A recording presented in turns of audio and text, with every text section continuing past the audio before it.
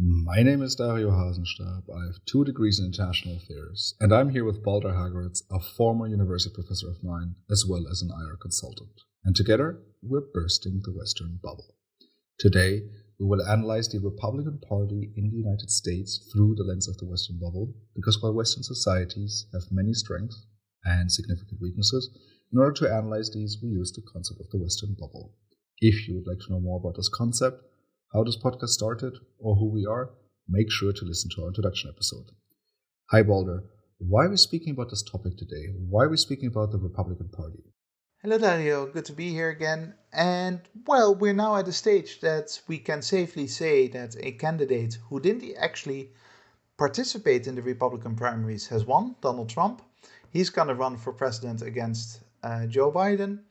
And that in itself is a fascinating phenomenon, right? Someone who didn't participate in the debate, someone who stayed out of the whole supposed political interaction that primaries are made for, still easily wins, and not just, with a small margin, but with an enormously convincing margin.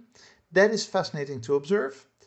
But on top of that, the nature of the Republican primaries and the result of Donald Trump winning are a very good case study of the, if you like, decay of the West that we so often discuss on this podcast. In many ways, the Republican primaries are an extreme microcosm of all the things that you can observe, even in Europe and other Western countries, and not just in the Republican Party of the United States.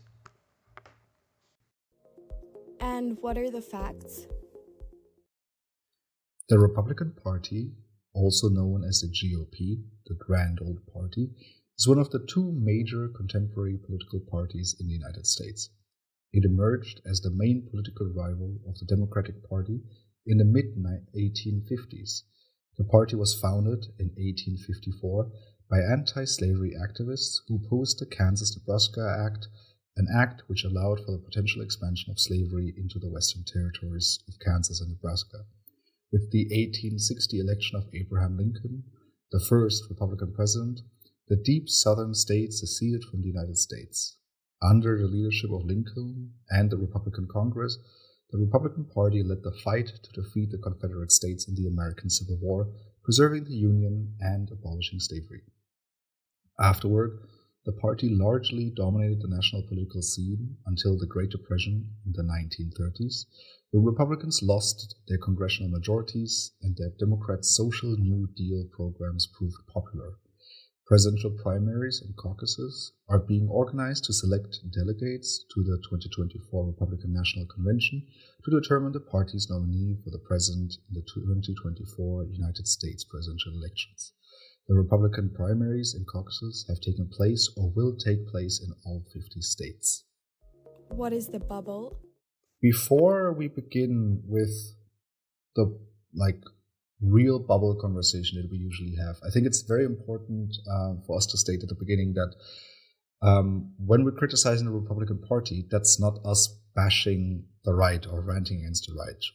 Both of us are, political people in the sense that we talk and care about politics, but neither of us have a great party affiliation. I've voted left, right, center, up and down. I've voted everywhere.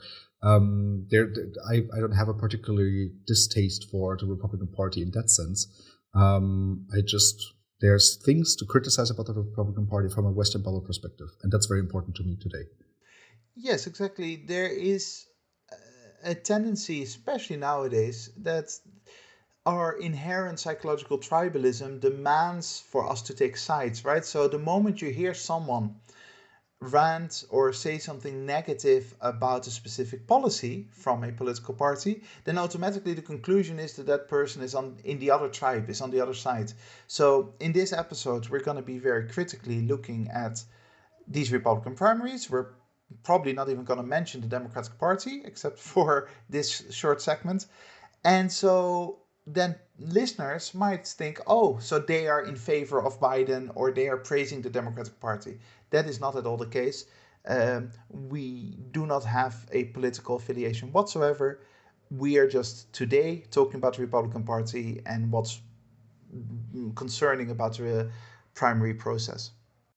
And there is a case to have a specific episode dedicated to the Democratic Party as well in the future, particularly when we're talking about the Democratic establishment, right? So Joe Biden, Hillary Clinton, and the impact that they've had on the world from a Western bubble perspective by waging wars, right? That's something that the Democratic Party definitely has a lot of space to organize.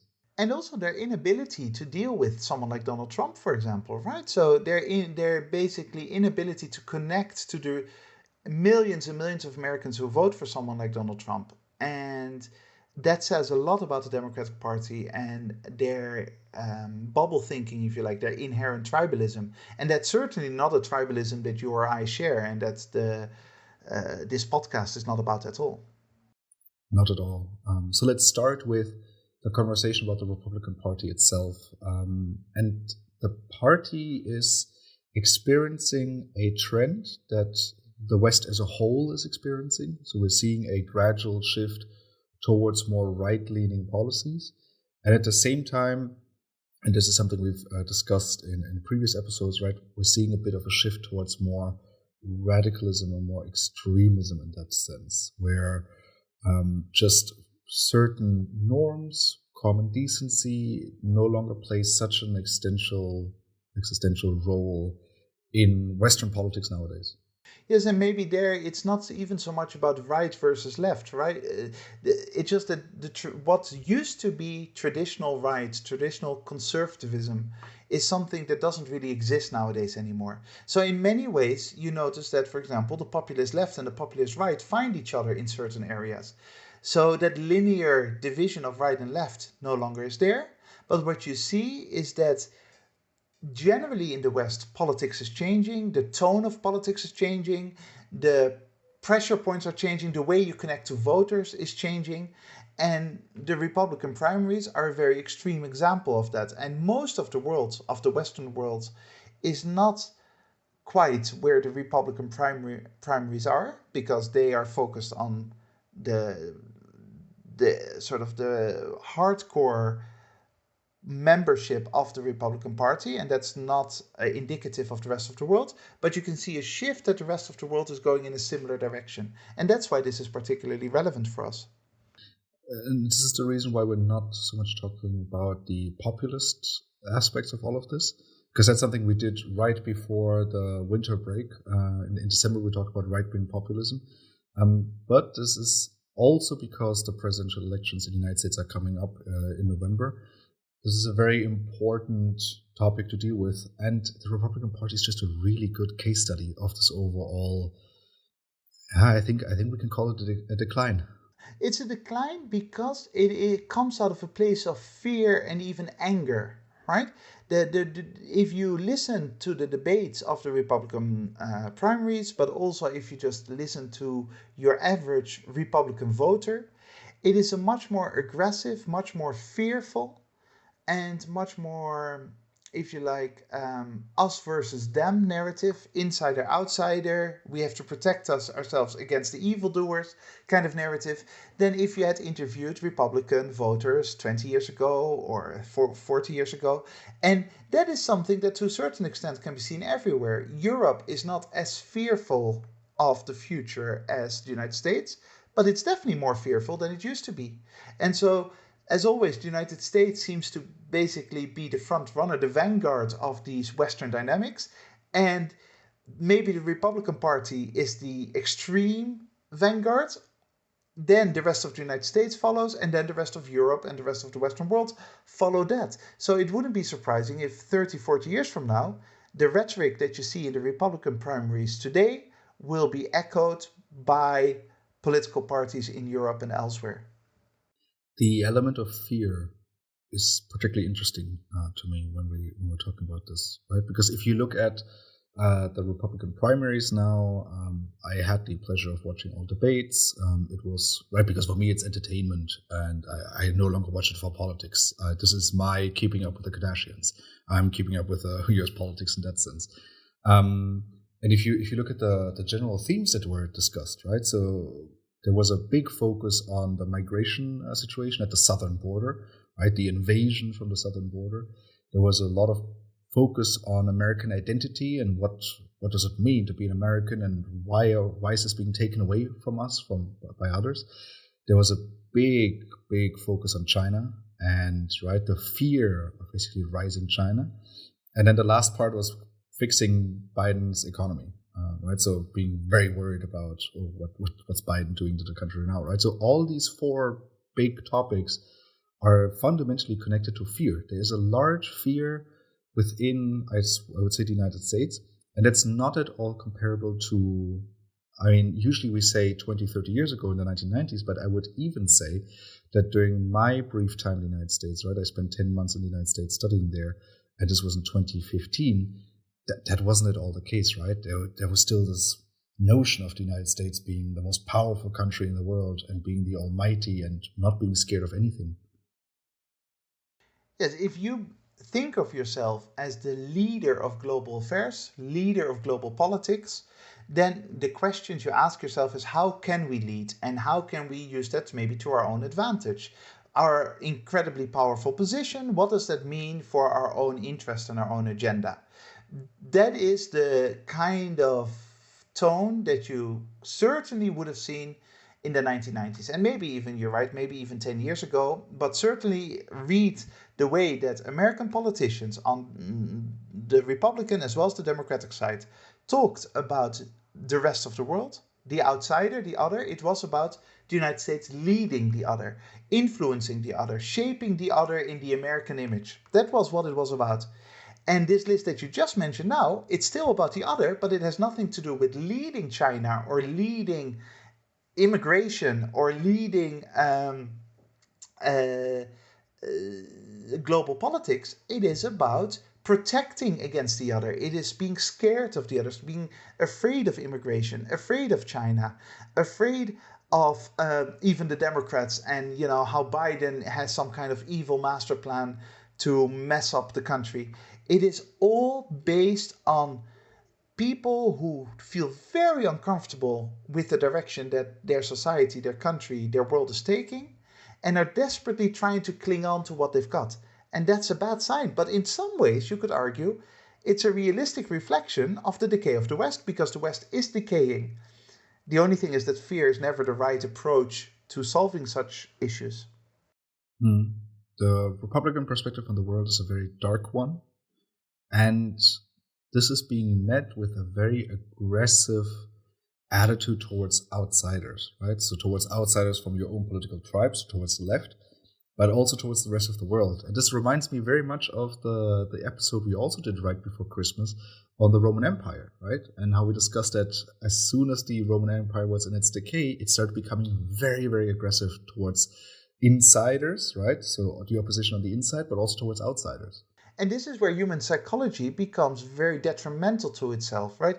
So if you notice that your society, whether it's the Roman Empire or the United States in the 21st century, is no longer as powerful, no longer as influential as 30 years ago, that in itself should not necessarily lead to a fearful approach. You could just say, okay, look, the 1990s we're doing really, really well. Now, there are other countries that are maybe a little bit more dynamic, that are growing faster. Okay, cool. What is now our way of approaching that? That would be the rational way of doing that, to say the world is changing. Maybe 30 years ago things were a little bit easier, but we are still a pretty important country. The United States is still a huge economy with enormous intellectual wealth and enormous scientific and technological wealth. How can we actually approach things? Instead, though, what you see, because of frail human psychology, is that we hurt.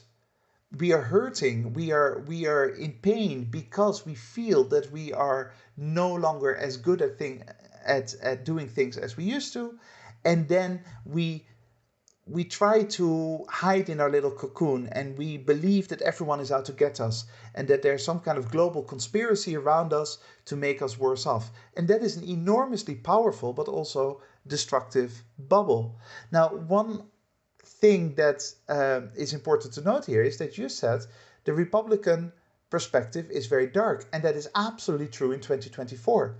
But in the 20th century and in the 19th century, Republican intellectualism, which was a very powerful movement, you mentioned it in the fact sheet, Lincoln was a Republican, was actually very optimistic and believed in the United States and believed in the United States being a leader for the world and being a platform, a vehicle to take humanity to a better place, right? So again, it shows how the internal workings and psychology of the Republican Party have changed during this period. This is reflected by a fact that a few years ago, when I learned about this, blew my mind. That the Republican Party used to be the liberal and left-leaning party in the United States, and then only made the change towards the other side to become the more conservative movement, right? Which is in line with what you said, that these big intellectuals having these grandiose ideas, moving forward, right? Having that positive, bright outlook on the world. And that has completely changed to nowadays, where it's very dark, right? It's very dark. And this is kind of connected to the right-wing populism episode. You're painting this very dark image and then saying that I am the redeemer. I am this one figure that can save you from this, and I will lead you towards a bright future. Actually, no, let me change that. Not towards a bright future. Let me lead you back towards the glory days, right? Right, and then you go back to, then you look at the MAGA discourse, right? Like Make America Great Again, of some kind of fictitious 1950s that never actually existed. The 1950s weren't that great, but let's go back to some image in our mind of when everything was easier and better. And what really is happening is that not so much that the United States was a better place in the 1950s, but it was rising, it was on the rise, it was growing, it could look forward to the future. And now it feels as if certainly the Republican Party can no longer look forward to the future because it is just doing worse every year. The United States is doing worse, the Republican Party is doing worse. Things are going badly. And that creates this real negativity and these dark changes that definitely exist within the Republican Party. By the way, that's also a nice illustration of why I'm always a little bit confused when people cling on to party membership, right? If you want to support a political party right now in 2024, that's fine. Go for it, whichever political party floats your boat. But it's typically the case that 10 years down the line, that Republican Party has deeply changed its personality, its characteristics. And so why would you then still call yourself a member of that same party if the very nature of that party has changed? Well, the only explanation of that is just pure tribalism. You call yourself a Republican or you call yourself a Democrat because that's somehow comforting to you, but there's no content connected to it. It's not as if the Republican Party 10 years ago reflects your values in the same way that it reflects your values now in 2024. What's the international relations context? Let's look at the impact of this on the international stage, right? On the international relations perspective, because whether we like it or not, but the United States is still the most, maybe the second most powerful country in the world, depending on whom you ask. Therefore, whoever, right, will be in power in the United States, but right, this is not only limited to the presidency, but also to the Congress. They will have a lot of impact on the world. And this kind of the view of the Republican Party on foreign relations has changed, right? And in the lead up to this episode, you said, well, there's simply no more intellectualism. And that is a very serious issue because the Republican Party does have a intellectual history. It does have a lot of thinkers.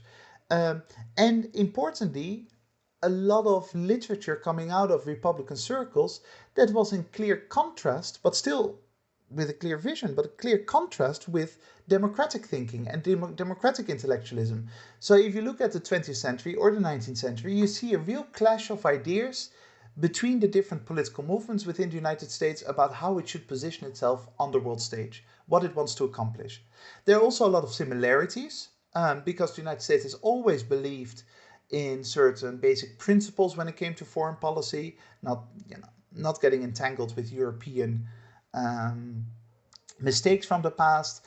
leading the world economically and culturally much more so than leading the world from an imperialistic perspective. Those were always major tenets of, if you like, intellectual thinking about US foreign policy. And now that is gone. And the result is that there's no longer any serious conversation about what the United States should be doing on the world stage. And you watched the primaries. I watched parts of it, and I read the transcripts because I find it very difficult to watch them nowadays. They make me upset. What you notice is that there was actually no serious perspective on how the US should position itself on the world stage. That it was just sound bites, and sound bites have always existed, but now it was just sound bites. There was nothing else anymore. Just silly statements that don't actually make any sense once you go through them, once you actually think about them for longer than 5 seconds, just to appeal to the emotional, sort of fearful state of mind of Republican voters. And that means that the most powerful, or the second most powerful country in the world, basically has no longer a vision of what they want to achieve in the world today. Well, and this is even more intense with the world of social media. And I mean, now these 60-second clips, reels, TikToks, shorts, whatever you want to call them, most statements, and this was such a difference this year compared to the primaries a few years ago, where now you can clearly tell that candidates are saying things, having in mind that this needs to fit into 60 seconds, and that it will exactly trigger what you just mentioned, that emotional response. And for me, this became pretty obvious when the journalists or the moderators asked the candidates about, so what do you do with the situation between Israel and Hamas? And because we're talking about the Republican debates, obviously they didn't call it a situation, but what are you doing between for the war between Israel and the terrorists, right? So kind of setting this up in a very Republican sense. And the responses, for example, Nikki Haley, who has that international relations background for coming from the United Nations, kind of gave from an IR perspective, a perspective. She gave a perspective. But then you kind of move towards the more extreme candidates, let's say, right? So for example, Ron DeSantis, who immediately said, I would do with them the same that I would do with the terrorists at our southern border. Right, so you immediately go into these words, into the feelings. What do the voters actually care about? The voters in the United States no longer care about the terrorists in the Middle East. They care about the southern border and China. And the first reaction I have to those situations is not even concerned about the aggressive nature of that language, right? It's not even about the aggressive nature of needing to defend against the outsider. My first reaction to those kinds of statements is, how deep have we fallen in just having basic rational analysis at our disposal? Because it just doesn't make any sense. Forget about the emotional aspect, forget about the very destructive aggression of pretending that there is a world out there that you need to defeat, that you need to kill, that you need to destroy. Just take a step back and listen to those words and think, this just doesn't make any sense. You cannot jump from Gaza to immigrants on the Mexican border. It is completely nonsensical.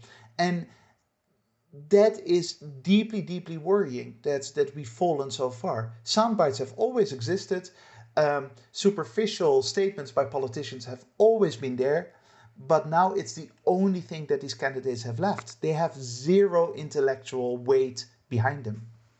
And if we talk about the general themes from the Republican primaries, from the debates on international relations, they were very much along the lines of what we usually complain about with regards to the United States in the Western bubble, right? So there was this big element of there are evil people in the world. There's China, Iran, North Korea, Russia, to be honest.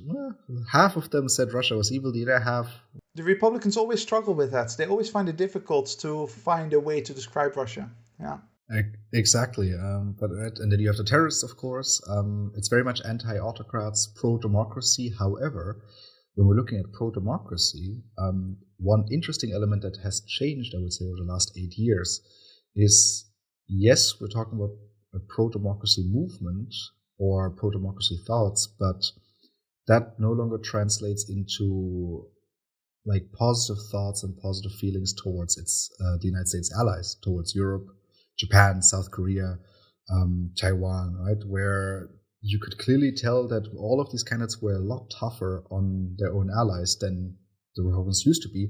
And this is the party, right, that's very much, if you ask those old senators, those Republican senators, right, NATO, Europe, those are still the most important things for the United States on the foreign policy level. That no longer seems to be the case. No, and it's very much fits into what we said about the fearful nature of these kinds of discourses, narratives, is that democracy as a foreign policy tool is no longer a positive project. It's no longer about, helping the globe on its way towards a utopian future. It is basically for the Republican Party a way to divide the bad guys, not from the good guys, but from the less bad guys, right? So if you're democratic, that doesn't mean that you're our friends, because we really don't have any friends anymore in the world. We have to defend our own interests, and we don't care about Europe or South Korea or Japan, because they're just others who just are milking our generosity. That's the narrative. But we won't attack you because at least you're still democracy. But if you're not a democracy, then that is a open door for us to use all our military might to go after you. So it becomes part of this us versus them narrative. And us no longer includes foreign countries, allies, that have always been a fundamental part of US foreign policy in modern days, right? The United States has always made this agreement with its Western allies, with Japan, with Australia, with South Korea, with Europe, that let us lead you. We're going to be, quote, leaders of the free world, end quote. And you follow our policies, and in exchange, we will help you militarily and maybe in trade negotiations and things like that. That has always been the deal. But now, the Republican Party has no interest in that whatsoever. They just want to know who they can fight, who they can label as an enemy, and the rest of the world is just neutral no man's land. The last aspect of the international relations perspective is the international arenas perspective on the US primaries. And here, again, as always, very much thanks to our researchers who kind of looked into the newspapers right outside of the West and looked at, okay, how much coverage are the US primaries actually receiving from the world? And turns out very little. So Chinese newspapers were very quiet on it, but also typical US allies, Western allies, right? And Japan and South Korea were also relatively quiet on it. Singapore, Indonesia, also very little coverage. There is this growing trend, I would say, that with limited power, that there becomes limited attention to the United States, right? There's less excitement about that once so bright beacon on the hill. Absolutely. It shows a clear shift throughout the years. And, maybe you're one of the last of the Mohicans still enjoying the entertainment. But in the past, a lot of countries in the world, a lot of millions of people would watch these Republican primaries or in the Democratic primaries, and then obviously the US general elections, because it was entertaining, but it was also somehow relevant, right? And the fact that people no longer tune in and that the media across the globe has lost interest in whatever comes out is a sign of, one, that the United States has just become less relevant to the rest of the world. It's no longer this all-important place where basically humanity's future is being decided. It's now, the United States is just now one of the big players on the world stage, but there are many others. And just like we don't really care that much about politics within India or China, we don't care a lot about politics in the United States. And on the other hand, it also shows that people don't believe that the United States has anything politically to offer that we haven't figured out elsewhere, right? Whereas in the past, the United States seemed this glorious political framework that we all aspire to based on a brilliantly written constitution and things like that. And that feeling that the United States has a political message for the rest of the world, can be a political template for others to copy, seems to be completely gone. And can you explain to our listeners what is the problem? Let's discuss problems. Because, believe it or not, but if you have a two-party system, well, it's not a two-party system, but a system dominated by two parties in the United States, and one of those parties is going down a dark path. The other one we will analyze maybe in a few weeks, but that's not good, right? That's problematic in itself. And there are the obvious problems, right? The ones we always list within the Western bubble framework, right? There's an institutional decline. It's a bit of a problem that the primaries of this party, right, of the ones that are challenging the incumbent, that are challenging the president, that there's no real process anymore because one person has won already and doesn't even feel like he needs to attend the elections. You have the lack of visions, right? We discussed that they are basically saying the same, just in different levels of extremism. You have a lack of intellectualism and a lack of leadership, right? So these are these four very common problems that we've discussed in the past. And if you then take that to sort of the international level, the Republican Party has a relatively long history, certainly since it sort of switched to becoming the conservative party in the United States in the second half of the 20th century, has been always skeptical of the UN and has been skeptical of global organizations. Why do we spend billions or hundreds of millions on these organizations if we could spend it at home? That has always been the message of the Republican Party. But the deep kind of seething anger that you now see against those global institutions shows that complete lack of vision and the lack of intellectualism and the lack of leadership, exactly the things that you just mentioned. Because anyone with half a brain can understand that the United States set up these institutions to promote their own interest, and that they actually can serve the United States well. Even if they're no longer the most powerful nation on earth, they can still clearly use the UN, the World Trade Organization, the World Bank, the IMF, all those kinds of institutions to their advantage.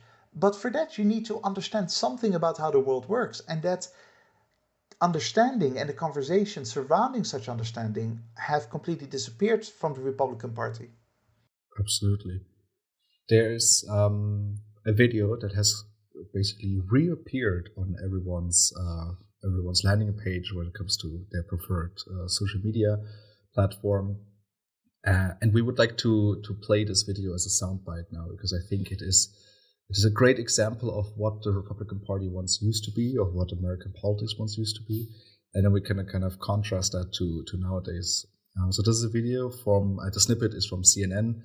But this is an excerpt of a town hall debate of the basically U.S. presidential elections of the year 2008, McCain versus Obama. And this is from October, right? So very close to the elections. And this is McCain alone, surrounded by voters. I assume they're mostly Republican.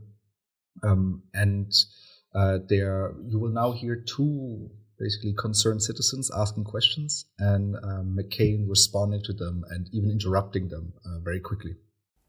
We're scared. We're scared of an Obama presidency, and I'll tell you why. I'm concerned about someone that cohorts with domestic terrorists such as Ayers. I have to tell you, he is a decent person and a person that you do not have to be scared as President of the United States. Now, look, I got to ask you a question. I do not I can't trust Obama. I have read about him, and he's an Arab. He is not.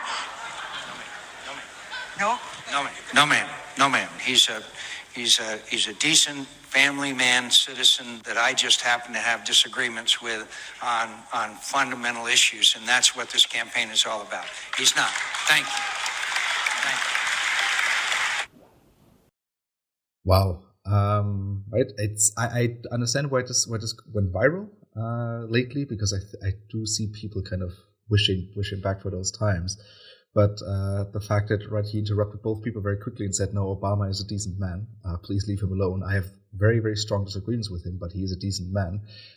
Kind of is such a contrast to all the things that Trump said about Obama and about Hillary and Biden. And it should be pointed out that these town hall meetings, certainly also, by the way, the primaries, even though this is not from a primary, but town hall meetings and primaries are Republican politicians, in this case McCain, addressing sort of the hardcore Republican Party, which is to the right or to the extreme of the general population. And of course, McCain has a clear interest in saying, hey, you know what, don't put me in this extreme corner with you, because we still have to get along, we still have to run a country, and it is important to have a certain level of decency among each other, even if the hardcore radicals on the political spectrum might not accept that. The core of the country, the mainstream, let's say 80% of the voting population, still believes in basic decency. And I'm going to signal to them that I understand that. I'm just going to say, okay, I deeply disagree with Obama on a number of policies, but Obama is a decent man, he's a decent family man, and we should respect him. Now, it is very questionable whether in 2024 that would actually get you that many votes, because the country has split up into those extremes, and that main middle ground of voters who still demand respect and that still demand basic decency among politicians is very quickly fading and disappearing.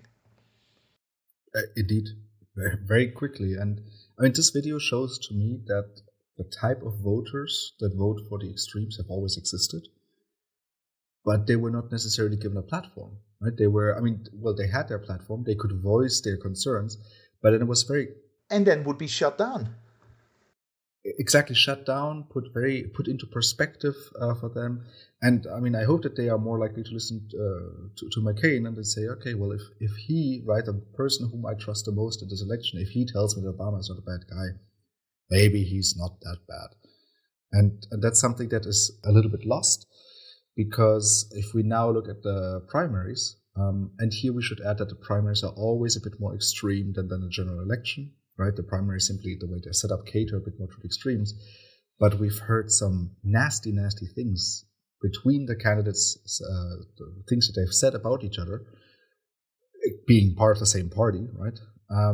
For example, right, Trump calling Nikki Haley a bird brain, and then there was this exchange between Ramaswamy and Nikki Haley where he kind of made some not so nice comments that I don't want to repeat about her daughter, and she calling him, "You are a scum." Right, that's a language that 15 years ago seemed at least not as likely.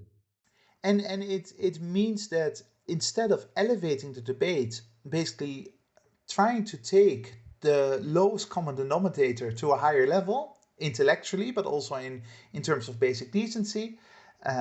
For example, in the segment that we just listened to, the Republican voter just using the word Arab as a slur, as an insult, without knowing anything else, obviously someone who has no idea what she's actually talking about.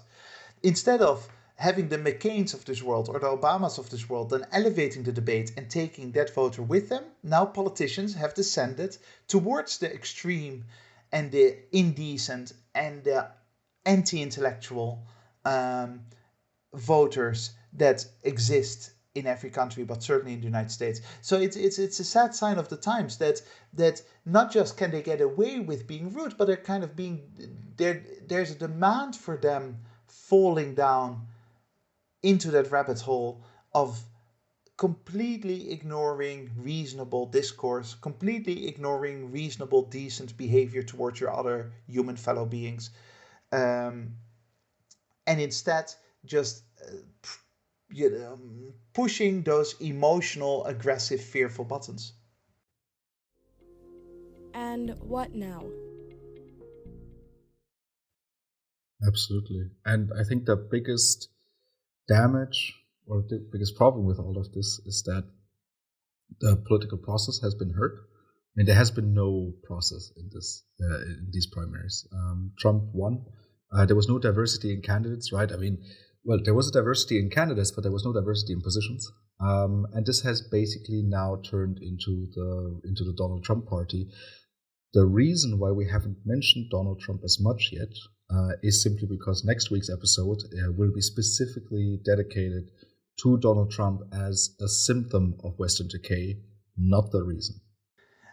Absolutely, and that's an important distinction to make. And it's not just that he won with an overwhelming victory, over 50% of the votes, without basically participating in those primaries. And he won without ever having to explain himself, because voters are no longer interested in that conversation. They're no longer interested in diversity of positions. They're no longer interested in any of that. What they're interested in is someone who pushes their emotional buttons. And that is a sign of very worrisome times.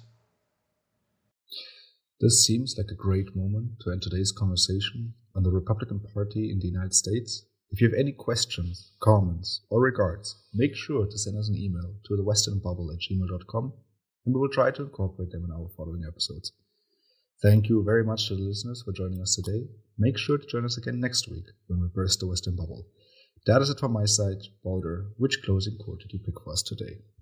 I chose a quote from James Madison, one of the US founding fathers, and we can have loads of conversations about the founding fathers, and of course that some of them, including Jefferson, for example, were slave owners, and there was a lot of things to criticize about them, of course.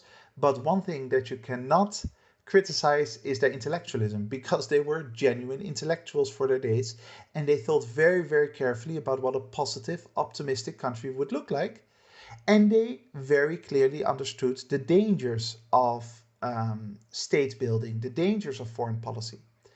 And that brought me to this quote from Madison, who said, "So strong is this propensity of mankind to fall into mutual animosities, that where no substantial occasion presents itself, the most frivolous and fanciful distinctions have been sufficient to kindle their unfriendly passions and excite their most violent conflicts."